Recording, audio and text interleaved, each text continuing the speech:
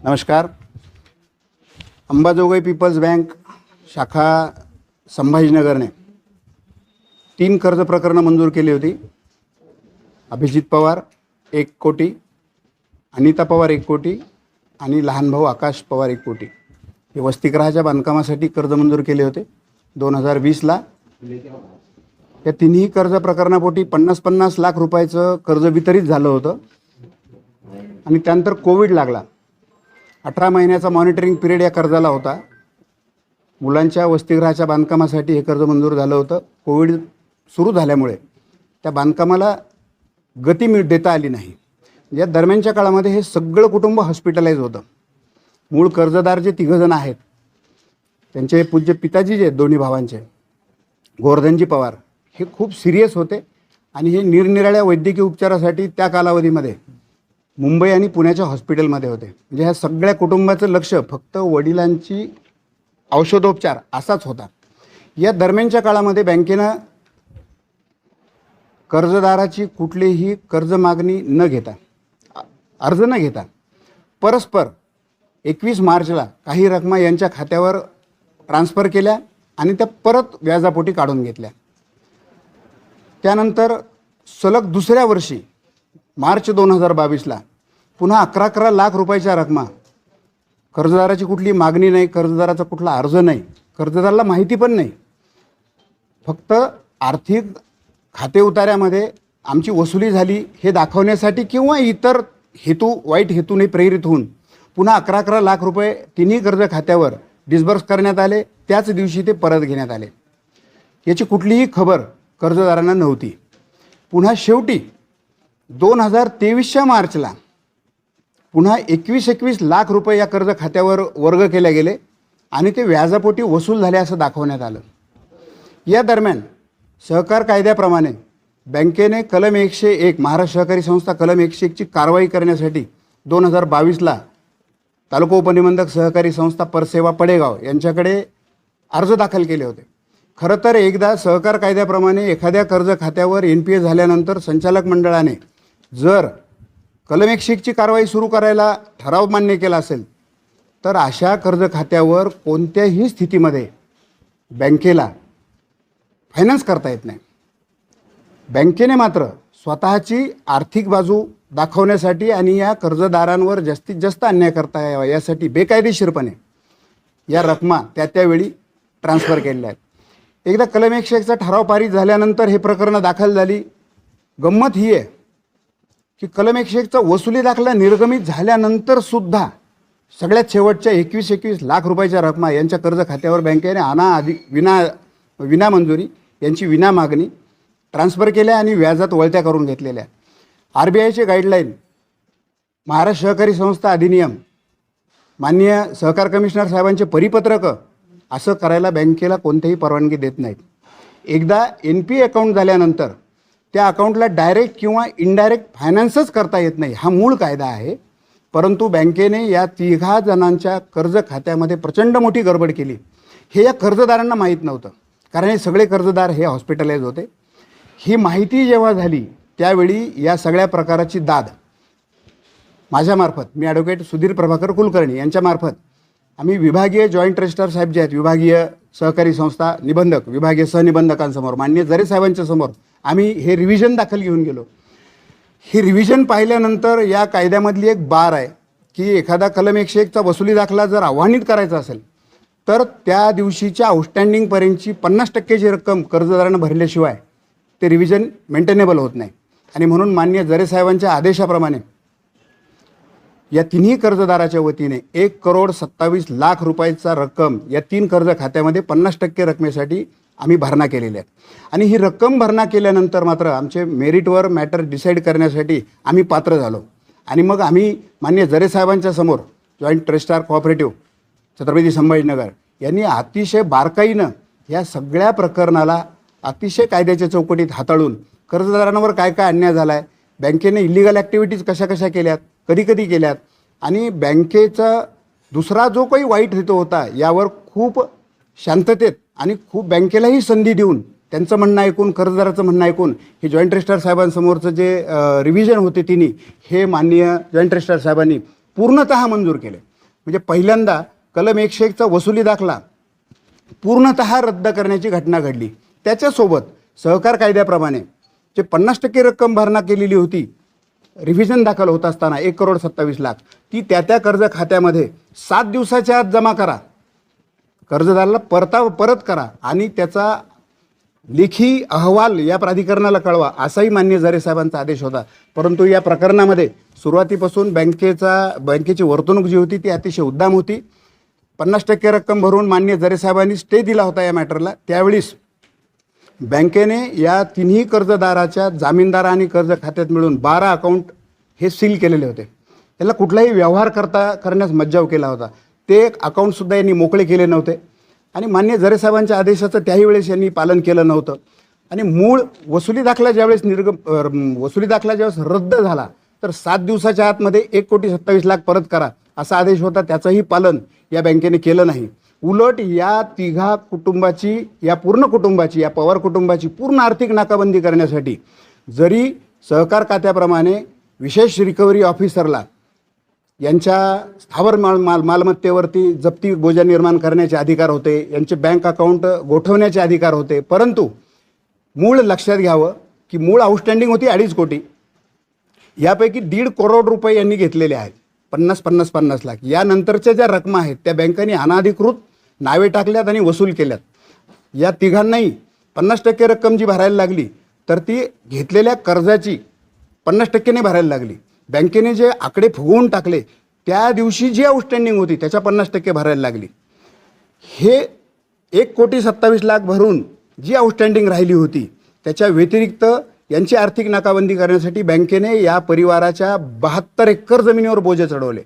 म्हणजे हेतू काय होता तर या परिवाराला कोणाकडूनही आर्थिक उपलब्धी नाही झाली पाहिजे, हे 50% रक्कमसुद्धा भरणा करू नाही शकले पाहिजे आणि हे कुठल्याही कोर्टामध्ये मान्य न्यायालयात न्यायश्रीत होऊ नाही शकले पाहिजे, असा कुटील डाव या सगळ्या प्रकरणातून लक्षात येतो. आणि म्हणून मान्य झरे साहेब, विभागीय सहनिबंधक सहकारी संस्था यांनी अतिशय बारकाईनं हे सगळं प्रकरण न्यायिक पद्धतीनं न्यायाच्या समतोल तराजूमध्ये या सगळ्या अपिलार्थीच्या बाजूनं निकाली दिलेला आहे.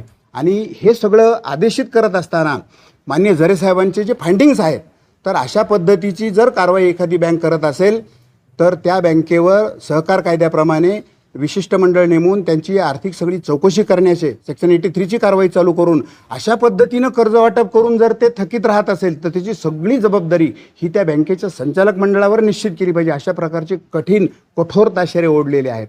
हा प्रकार होत असताना या कुटुंबाला न्याय मिळावा, या तिन्ही खात्यामध्ये जो काही आर्थिक गैरव्यवहार बँक करू पाहतीये केलेला आहे याची दाद मागण्यासाठी आम्ही जून 2025मध्ये आर्थिक गुन्हे अन्वेषण शाखेकडे न्यायाश्रित झालो होतो की याची खातेनिहाय चौकशी करा आणि जर दोषी आढळलेत तर त्यांच्यावर योग्य ती कारवाई करा. म्हणून जून 2025मध्ये आम्ही गुन्हे अन्वेषण शाखेकडे लेखी तक्रार दिलेली, त्याची पोचपावती आपल्याकडे आहे.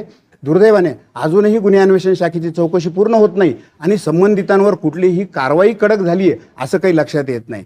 या सगळ्या गोष्टीचा पाठपुरावा घेत असताना आम्ही बँकेच्या विरोधात माननीय मुख्यमंत्री महोदय यांच्याकडे, माननीय सहकार कमिशनर पुणे यांच्याकडे, त्यानंतर RBIकडे योग्य त्या पद्धतीनं आम्ही दाद मागितलेल्या आहेत.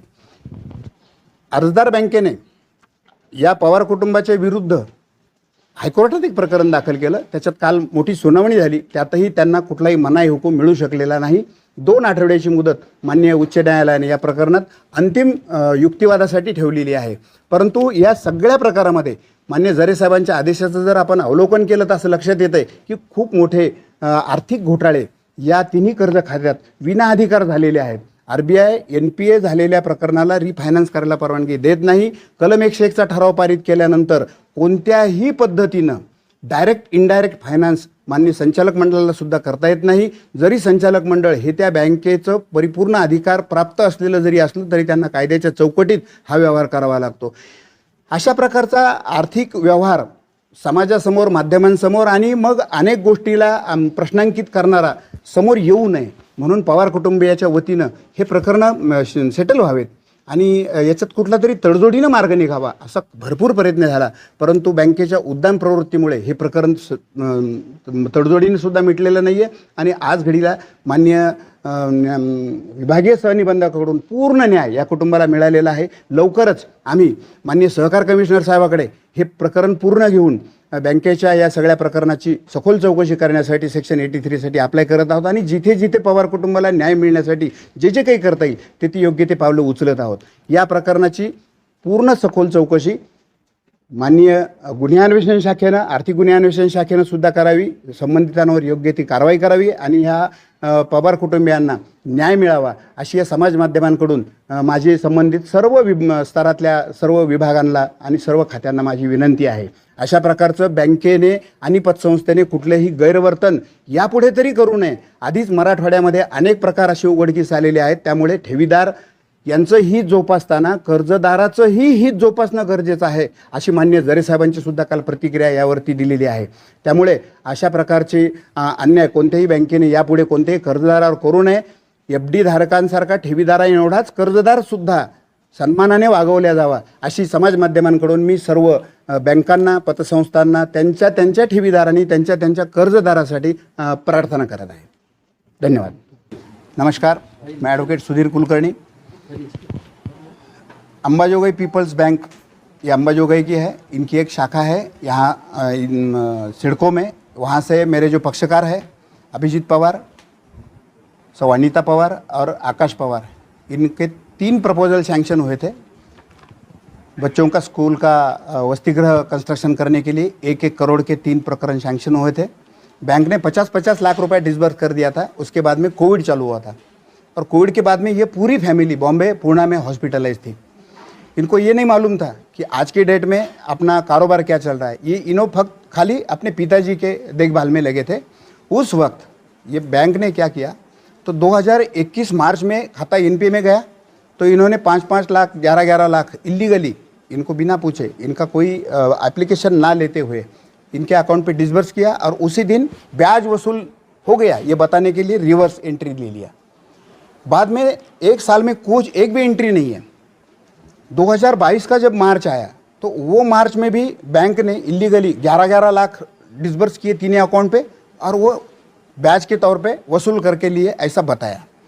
फिर 2023 में फिर से 21-21 लाख रुपए की एंट्री तीनों अकाउंट पे मारे और ब्याज वसूल हो गया ऐसा बताने के लिए, वसूल करके लिए. इसका कोई भी मालूमात ये तीनों को नहीं थे क्योंकि ये हॉस्पिटलाइज थे. जब जानकारी हुई तब आने के बाद इनको सब देखा तो मालूम हुआ कि बहुत बड़ी गड़बड़ी बिना पूछे, बिना एप्लीकेशन लेके बैंक ने की है. लेकिन तब तक महाराष्ट्र कोऑपरेटिव सोसाइटी एक्ट जो है उसका सेक्शन 101 का जो वसूली दाखला रहता है वो पारित हो चुका था. बैंक ने 101 की सर्टिफिकेट लिया था. अभी 101 का सर्टिफिकेट लेने के बाद अगर कहीं जाना है ऊपर के कोर्ट में तो 50% अमाउंट भरना पड़ता है आउटस्टैंडिंग अमाउंट के. तो इन्होंने जो लोन नहीं लिया था, जिसका इन्हों उपभोक्ता नहीं है, लेकिन बैंक ने जो आंकड़े ज़्यादा बढ़ा के उस टाइम जो 50% भरना जरूरी हो गया था उसके हिसाब से 1,27 लाख रुपए भर के यहाँ जॉइंट रजिस्ट्रार ऑफिस जो है माननीय जरे साहब जी वहाँ के न्याय देवता है उनके पास इनका पूरा मैटर गया. उन्होंने बारकाई से पूरा देखकर ये पवार फैमिली के ऊपर कैसा कैसा आर्थिक अत्याचार ये बैंक ने किया ये उन्होंने देखा. एक तो महाराष्ट्र कोऑपरेटिव सोसाइटी एक्ट की कलम से अगर एक बार संचालक मंडल अगर किसी के ऊपर कार्रवाई करने का संचालक मंडल अगर ठराव पारित करता है तो उसके बाद में ये बैंक को कोई भी लोन डिसबर्स करने को परमिशन ना गाइडलाइन RBI देता है, ना कोऑपरेटिव एक्ट देता है, ना माननीय सहकार कमिश्नर साहब देते. लेकिन ये गलती बैंक ने 3 बार करे. 101 का दाखला निकालने के बाद भी इन्होंने 21-21 लाख रुपए इन तीनों के अकाउंट पे डाले और ब्याज के तौर पे वसूल करके लिए. ये माननीय जरे साहब ने बहुत बारकाई से पूरा प्रकरण देख के इनको न्याय दिया है. ये तीनों के जो 101 के वसूली दाखला मंजूर होके पारित हुआ था वो उन्होंने रिजेक्ट कर दिया है. और फिर 1,27 लाख जो अमाउंट डिपॉजिट करे थे इन्होंने जॉइंट रजिस्ट्रार साहब के सामने जाते वक्त, तो वो भी 7 दिन में लौटाने का सख्त आदेश दिया था। माननीय जरे साहब की जो ऑर्डर है उसमें बैंक ने जो इलीगल एक्टिविटीज़ की है उसकी वो बैंक के ऊपर स्ट्रिक्चर्स बहुत पास हुए हैं, और लेकिन बैंक ने अभी तक इनका 1,27,00,000 वापस नहीं दिया। उल्टी बैंक माननीय हाईकोर्ट में गई। ठीक है, हाईकोर्ट में भी कल बहुत देर तक हियरिंग हुआ, लेकिन माननीय हाईकोर्ट से भी बैंक को कोई रिलीफ नहीं मिला है। अभी जो लोगों ने इलीगल एक्टिविटीज़ की है इनके खिलाफ सख्त कार्रवाई हो। हमारे जैसे और कितने लोग हैं ये ढूंढने के लिए निकालने के लिए हमने जून 2025 में हम आर्थिक गुन्हे अन्वेषण शाखा संभाजीनगर में हमने कंप्लेंट किए थे बैंक के बारे में, लेकिन आज तक आर्थिक गुना किसी तौर पे नतीजे पे नहीं आया। उनकी इंक्वायरी आज भी चालू है और आज भी संबंधित जो भी दोषी लोग हैं उनके ऊपर कोई सख्त कार्रवाई नहीं हुई है। हमको पूरा विश्वास है ये पवार फैमिली के बारे में जो भी अन्याय हुआ है, आर्थिक अन्याय बैंक ने किया है, तो एक तो माननीय जरे साहब ने उनको न्याय दिया है, माननीय हाईकोर्ट भी उनको न्याय देगा, और जो भी संबंधित लोग हैं उनके ऊपर सख्त से सख्त कार्रवाई जरूर होगी। कौन है ये बैंक के संचालक, उनके नाम? बैंक के संचालक तो पापा सेठ मोदी बोल के चेयरमैन साहब है अंबाजोगाई के, और बाकी तो पूरा बैंक का 13-14 लोगों का संचालक मंडल है, और उनको भी पहली तारीख से ये मालूम है कि क्या क्या हुआ है। और एक मैं भी कोऑपरेटिव में प्रैक्टिस कर रहा था, तो मैंने पूरी जान लगा के कोशिश की कि ये प्रकरण कोऑपरेटिव का सेटल हो जाए। जो भी गलती बैंक की अगर कुछ हुए तो बैंक ने गलती मान के इनको सपोर्ट देना, इनका अकाउंट सेटल होना, लेकिन बैंक का इलीगल मोटिव था। बैंक ने आज तक कोई मैटर सेटल नहीं किया। और आपने एक बताया जो लोन लेने के लिए स्कूल आपने कुछ मॉर्गेज किया था। देखो, ये जो लोन लिया था ना, ये बच्चों का बॉयज़ हॉस्टल बनाने के लिए प्रपोजल दिया था।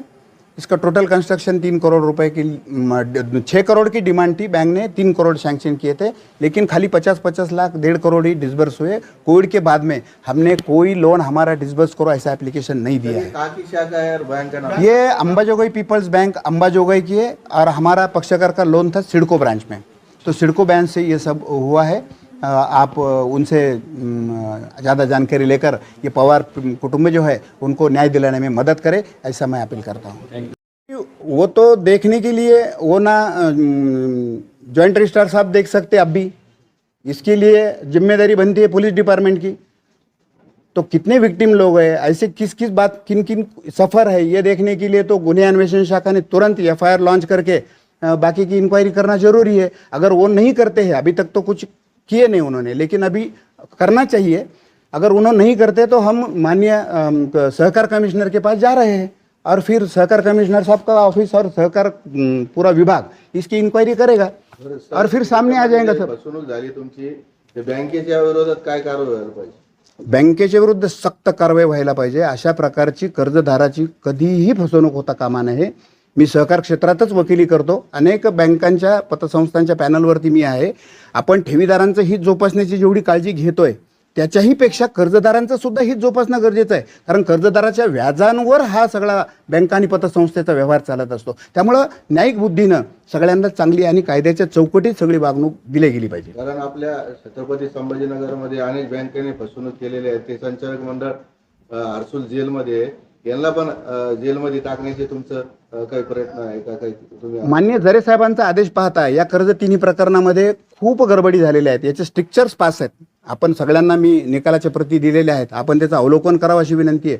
आणि खरोखर हे दोषी आहेतच, म्हणजे आता जॉईंट रजिस्ट्रार साहेबांचा आदेश तेवढ्या निर्णयापर्यंत आलेला आहे, हे प्राधिकरण या निर्णयापर्यंत आलेलं आहे, असं जर माननीय विभागीय जॉईंट रजिस्ट्रार साहेब जर बोलत आहेत तर पोलीस खात्यानं सुद्धा त्याची गंभीर दखल घेऊन तातडीनं गुन्हा नोंदवायला हरकत नव्हता, परंतु आजपर्यंत तसं झालेलं नाही आहे। आर्थिक गुन्हे शाखेकडे आम्ही जून महिन्यापासून सातत्यानं फॉलोअप घेत आहोत, पण अजूनही गुन्हा नोंद झालेला नाही आहे। याच्या मागे काय पॉलिटिशियन आहेत सर, त्याचा अंदाज आम्ही कर्जदार लोक कसा लावू शकतो?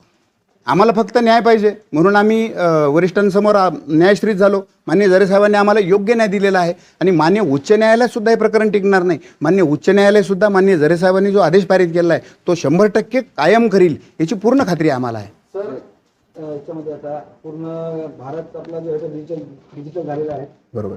आपलं ऑनलाईन ट्रान्झॅक्शन जे होत असते आपल्याला मेसेज वगैरे काही आपण दादा, ऑनलाईन पूर्ण डिजिटलायझेशन झालेलं आहे। प्रत्येक एंट्रीचा आपल्याला SMS येतो, पण कोविडच्या काळामध्ये जे कुटुंब हॉस्पिटलाइज होतं, जे कुटुंब फक्त आपल्या वडिलांच्या उपचारार्थ होतं, त्यांनी नाही पाहिले हे झालेले ट्रान्झॅक्शन. त्यावेळी त्यांना SMS का नाही आले माहीत नाही. आणि ह्या सगळ्या गडबडी जेव्हा लक्षात आल्या, तिथनं पुढे हा न्यायिक लढा चालू झालेला आहे, जो आजपर्यंत आत्ता समाज माध्यमांसमोर, या सगळ्या मीडियासमोर सुद्धा आत्ता आलेला आहे. आता तुम्ही पोलीस प्रशासनाकडे गेले तर काय तुम्हाला त्यांनी आश्वासन दिलं? काय आहे त्याचं? त्यांनी चौकशी कुठपर्यंत चालू? चौकशी सुरू आहे. आम्ही बीट DDR कडून एक विशेष रिपोर्ट मागू आणि त्याच्यानंतर गुन्हा नोंदविण्याची आमची प्रक्रिया अंतिम टप्प्याला येईल, असं शेवटच्या वेळी आम्हाला गुन्हे अन्वेषण शाखेने सांगितलेलं आहे. आणि आमचं सातत्यानं फॉलोअप चालू है. इमीडिएट रिलीफ क्या चाहते हो? सर इमीडिएट रिलीफ तो जो इसमें जिन्होंने बुरा विचार करके, बुरा सोच के जिन्होंने ये फैमिली को परेशान किया है, उनको तो सज़ा मिलनी चाहिए और उनके खिलाफ सख्त से सख्त कार्रवाई होनी चाहिए, और ऐसा किसी के साथ भी नहीं होना चाहिए. इसमें कोई पर्सनल एंगल नजर आता है? सर पर्सनल एंगल का तो बोलना मुश्किल है, लेकिन एक बात सही है, स्कूल की बिल्डिंग जो मॉर्गेज थी, देखो एक अहम जानकारी मैं अभी देता हूँ, थोड़ा सा एक महत्वपूर्ण मुद्दा रह चुका था. टोटल लोन था, सैंक्शन लोन था 3 करोड़, बराबर है. उसमें से डिसबर्स कितना हुआ था? 50-50 लाख, मतलब 1.5 करोड़. ये लोन को जो मॉर्गेज प्रॉपर्टी है उसका आज का वैल्यूएशन 40 करोड़ का है. जो 101 का सर्टिफिकेट निकला तब आउटस्टैंडिंग था 2 करोड़. उसके बाद में हम जब जॉइंट रजिस्ट्रार साहब के पास गए तब आउटस्टैंडिंग था 2.5 करोड़. तो 2.5 करोड़ के 50% हमने 1 करोड़ 27 लाख भरे. मतलब अभी भी बैलेंस कितना था वैलिड? 1 करोड़ कुछ, बराबर है. बैंक के हिसाब से हमने तो 1.5 करोड़ लिया है, लेकिन बैंक ने जो इलीगल एक्टिविटीज़ करके जो लोन अकाउंट एक्सट्रैक्ट बड़ा किया है उनके हिसाब से 1.5 करोड़ है. फिर 1.5 करोड़ वसूली के लिए आप कितना प्रॉपर्टी मॉर्गेज रहते हुए भी 72 एकड़ जमीन पे बोझे चढ़ाएंगे? मतलब इनका जो धंधा है वो लेआउट करके छोटे छोटे प्लॉट बेचते हैं. तो ये फाइनेंस नहीं उपलब्ध होना इनको, या इन्होंने फिर बैंक को सरेंडर हो जाना और फिर बैंक ने जो भी बैंक बोलेंगी उतना अमाउंट भर देना चाहिए. यही शायद बैंक की अपेक्षा थी. जाणून बुजून या कर्ज खात्याला हॅरेसमेंट खूप केली आमची. प्रचंड ऐका ना, प्रश्न तुम्हाला असा आहे, ज्या बँकेने मोडगेज केलेलं आहे तलाट्याकडे ते रिपोर्ट जातो, तलाठी अहवाल घेतल्यानंतर ते तुमची संमती घेतल्यानंतर ते ओझं चढवतात 7/12वर. पण हे तुमची संमती याच्यामध्ये तलाठी स्पेशल रिकव्हरी ऑफिसरला एकदा वसुली दाखला मिळाल्यानंतर त्यांना महाराष्ट्र सहकार कायद्याप्रमाणे विशेष अधिकार प्राप्त आहेत. ते कोणत्याही म्हणजे या कर्जाशी निगडीत कर्जदार, जामीनदार, कर्जदाराच्या बिना तारण प्रॉपर्टी बोजा चढवू शकतात. पण या प्राप्त अधिकाराचा किती गैरवापर करायचा याचा हा उच्चांक आहे आणि सुंदर उदाहरण आहे. त्यामुळं माननीय झरे साहेबांनी यातले जे स्पेशल रिकव्हरी ऑफिसर आहेत त्यांनी जी बेकायदेशीर कृती केलेली आहे त्यांच्याबद्दल सुद्धा स्ट्रिक्चर्स पास केलेले आहेत. आणि अशा प्रकारे कोणत्याही बँकेनं एखाद्या कुटुंबाला आर्थिकदृष्ट्या एवढंही वाईट हेतून प्रेरित होऊन पीडित करण्याचं काही कारण नाही आहे. बैंक ने आपके साथ जो कुछ किया है उससे फाइनेंशियल लॉस हो रहा है क्या पवार फैमिली? सर पूरा फाइनेंशियल लॉस हुआ है. पवार फैमिली के जो पिताजी है वो इतने सदमे में है कि वो जगह से उठ नहीं सकते हैं. आज भी उनको फ़ोन आया तो उनको लगता है कि बैंक मेरी प्रॉपर्टी सील करने को आई, बैंक मेरी स्कूल जब्त करने को आई. तो इसका क्या कीमत लगाएंगे हम? आज क्या कीमत लगाएंगे? इसके लिए आप पुलिस कमिश्नर से क्या विनंती करें? हम पुलिस कमिश्नर साहब को भी मिले हैं. हम आर्थिक गुन्हे अन्वेषण शाखा के वो जो प्रमुख है माननीय संभाजी पवार साहब, उनको भी हम 2-3 बार जाकर मिले हैं. इसका जो भी जानकारी है वो बहुत जल्दी पूरी करके आगे की कार्रवाई करेंगे ऐसा खाली बोलते हैं उन्होंने. लेकिन जनवरी से लेकर हम आज तक न्याय मिलने के लिए वेटिंग को है. हाँ, और हम चाहते हैं कि जो भी लोग हैं उनके ऊपर सख्त कार्रवाई होना जरूरी है.